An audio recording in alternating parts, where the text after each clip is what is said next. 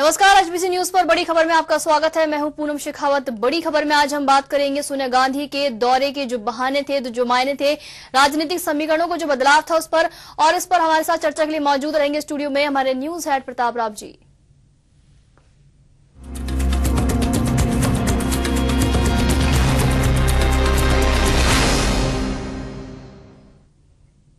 बाड़मेर में परियोजनाओं के उद्घाटन के साथ साथ आखिर क्या बात थी कि दौरे के जो बहाने यहां पर निकाले गए कि सोनिया गांधी प्रदेश में आई, खासकर जयपुर में आई, क्या राजनीतिक जो समीकरण है प्रदेश कांग्रेस में उनमें क्या बदलाव की यहां पर दिशा दे गई है?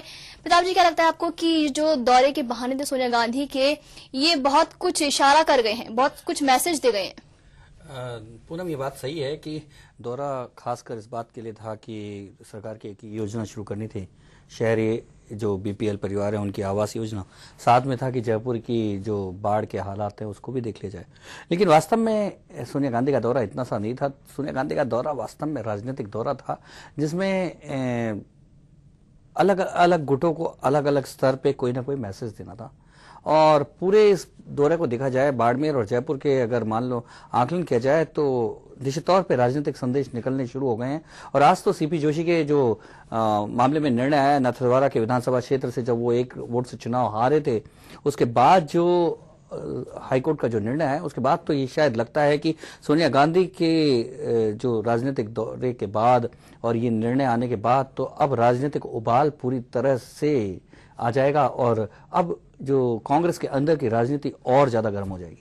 जी बिल्कुल प्रताप जी, सीपी जोशी का जो महत्व, जो स्थान है वो केंद्र में भी काफी महत्वपूर्ण है, क्योंकि जब कल बाड़मेर में वहां पर मंच संबोधन हुआ था तो किसी भी नेता को वहां पर मौका नहीं दिया गया, सिवाय लास्ट में सीपी जोशी को मौका दिया गया, जो कि ये साबित करता है कि सीपी जोशी जो है सोनिया गांधी के लिए काफी अहमियत रखते हैं। और अब ये जो निर्णय आ जाना, उनकी जो महत्वता है केंद्र में, साथ साथ अब प्रदेश में भी उनका रुतबा बढ़ गया है इस बात को लेकर। बिल्कुल पूनम, जिस तरह से राजस्थान की सरकार को लेकर जो माहौल बन रहा है, या कांग्रेस के असंतुष्ट लोगों द्वारा बना दिया गया है, या कुल मिलाकर ग्राउंड रियलिटी भी कहीं कहीं ये दिखाई दे रही है कि कांग्रेस के लिए आने वाले चुनाव में बहुत मुश्किलातें खड़ी होने जा रही हैं। संकट कांग्रेस के लिए बढ़ता जा रहा है। ऐसे में कांग्रेस को याद आ रही है सीपी जोशी की। एक तो बात सही है, और सोनिया गांधी ने इस बात को समझा। बाड़मेर में जिन नेताओं को बुलाया गया, प्रदेश अध्यक्ष को छोड़ दिया जाता है, लेकिन सीपी जोशी को कहा जाता है कि आप आके बोलो। वहां मुकुल वासनिक थे जो राजस्थान के प्रभारी हैं, उनसे नहीं बुलवाया जाता। सचिन पायलट निश्चित तौर पे एक बड़ा नाम जो जुड़ा, जो जिनका कोई वहां से लेना देना नहीं था, उसके बावजूद सचिन पायलट होते हैं। तो एक मैसेज सोनिया गांधी ने इस बात माध्यम से दे दी कि आने वाली जो कांग्रेस है, भविष्य की कांग्रेस है, उसमें सीपी जोशी और सचिन पायलट जैसे लोगों को अहमियत दी जाएगी, अहम स्थान होगा। ये शायद मुझे लगता है कि कांग्रेस के, यहाँ के राजस्थान के कांग्रेसियों को एक सीधा सीधा स्पष्ट मैसेज जो है वो सोनिया गांधी ने दे दिया। प्रताप जी, क्या लगता है कि जो कांग्रेस युवा नेतृत्व की बात हमेशा करती है, सचिन पायलट को सोनिया गांधी के साथ दिल्ली से बाड़मेर आना, जिनके वहां से कोई रिश्ता नहीं है, बाड़मेर से अजमेर से वो है, लेकिन बाड़मेर आना, उसके बाद में सोनिया गांधी के साथ में ही जयपुर आना, हालांकि वो बोले कुछ नहीं, लेकिन क्या लगता है कि भविष्य में युवा नेतृत्व की कमान अगर कही जाए सचिन पायलट के हाथ में थम सकती है? जिस तरह से देश में राहुल गांधी को कमान थमाने की जो हलचल हो रही है और बार बार दबाव बनाया जा रहा है और राहुल गांधी को तैयार भी किया जा रहा है, ऐसे ही लगता है कि राहुल गांधी की टीम को भी उसी तरह से तैयार किया जा रहा है। और उसके लिए शायद सचिन पायलट जो है राजस्थान के लिए, नए नेतृत्व के लिए, आगे आने वाली पीढ़ी के नेतृत्व के लिए उनको तैयार किया जा रहा है और शायद प्रोजेक्ट किया जा रहा है, क्योंकि चुनाव बहुत कम समय रह गया और ऐसा लगता है कि सचिन पायलट को कहीं ना कहीं सोनिया गांधी प्रोजेक्ट करना चाहती है। और वो भी साथ में एक मैसेज भी देना चाहती है कि केवल अशोक गहलोत नहीं, सीपी जोशी भी हमारे लिए अहमियत रखते हैं, इसलिए सीपी जोशी को भी वो अपने साथ लाती हैं।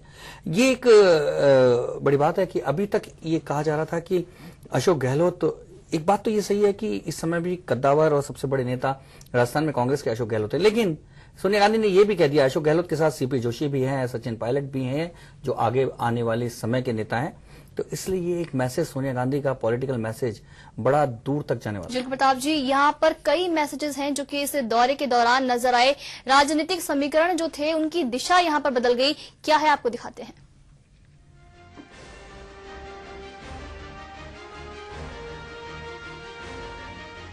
बाड़मेर लिफ्ट कैनाल और शहरी बीपीएल परियोजनाओं की शुरुआत के साथ साथ सोनिया गांधी प्रदेश की राजनीति में नया संदेश दे गई। बाड़मेर में जहां हरीश चौधरी यूपीए अध्यक्ष की अगवानी के साथ साथ हर कार्यक्रम में आगे रहे, वहीं कर्नल सोनाराम और हेमाराम चौधरी महज आम दर्शक बने मंच से आलाकमान को सुनते रहे। महिपाल मदेरणा के बाद से ही प्रदेश में जाट नेता की कमी खल रही थी। उसी को पूरा करने के लिए हरीश चौधरी मुख्यमंत्री के साथ साथ नजर आए, ये संदेश देने के लिए कि जाट नेता के रूप में हरीश चौधरी अब मुख्यमंत्री और आलाकमान की पसंद है। साथ ही मुख्यमंत्री अशोक गहलोत के दुर्विरोधी सोनाराम और कईयों को संदेश भी दिया गया कि पार्टी में कलह और विद्रोह बर्दाश्त नहीं किए जाएंगे। बाड़मेर दौरा कई मायनों में अहम रहा। थार को नई सौगात के साथ साथ सचिन पायलट का दिल्ली से आलाकमान के साथ आना और वापस जाना भविष्य की ऊंची छलांग की तरफ इशारा कर रहा है। बाड़मेर में मंच से संबोधन भी अजीब रहा। सोनिया गांधी, अशोक गहलोत के अलावा ना तो वासनिक बोले, ना सचिन पायलट, ना अरुण यादव और ना ही डॉक्टर चंद्रभान। लेकिन एन वक्त पर डॉक्टर सीपी जोशी को संबोधन का मौका मिलना सीपी जोशी की केंद्र में स्थिति और महत्व को दर्शा गया। आलाकमान की नजरों में अंकों की बढ़त हासिल करने के लिए जहां प्रदेश कांग्रेस में अशोक गहलोत ने एडी चोटी का जोर लगा दिया, लेकिन मदरामपुरा की त्रस्त जनता का गुबार सोनिया गांधी के सामने फूट ही गया। कुल मिलाकर ये दौरा जहां राजनीतिक समीकरणों की दिशा बदल रहा है, वहीं प्रदेश में जादूगर की जादूगरी को और पुख्ता कर गया। तो इस दौरे के कई मायने निकले हैं, यहाँ पर कई समीकरण बदले हैं और कई जो समीकरण बदलने की दिशा में भी है। प्रताप जी, क्या लगता है कि जाट नेता के नाम पर बहुत दिन से प्रदेश की राजनीति में जो है उठा पटक जो उछाल चल रहा था कि किसका नाम यहाँ पर सामने आए, हरीश चौधरी को यहाँ पर रखा, क्या संदेश देता है?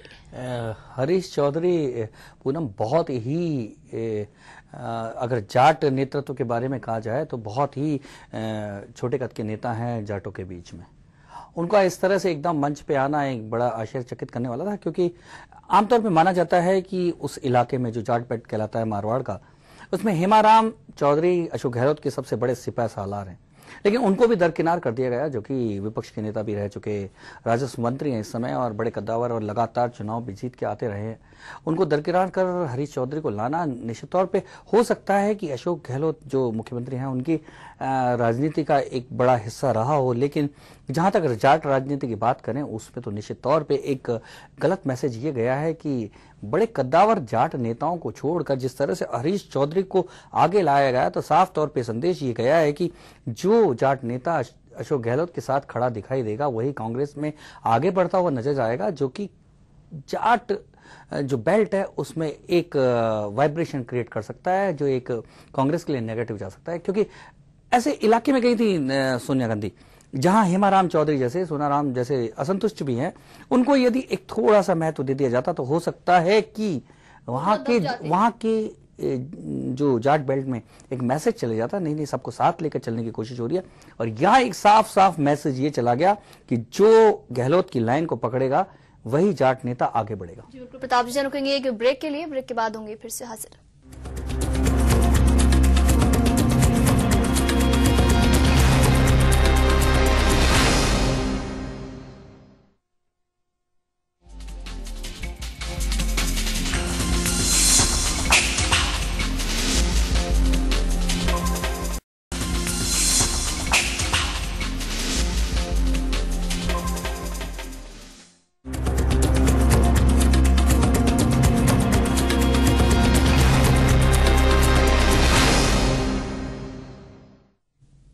ब्रेक के बाद एक बार फिर से आपका स्वागत है। बड़ी खबर में हम ब्रेक से पहले चर्चा कर रहे थे कि सोनिया गांधी का जो प्रदेश दौरा है कई मायनों में अहम रहा।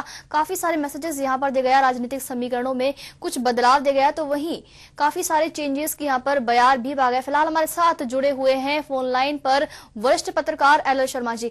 शर्मा जी, बहुत बहुत स्वागत है आपका एचबीसी न्यूज में।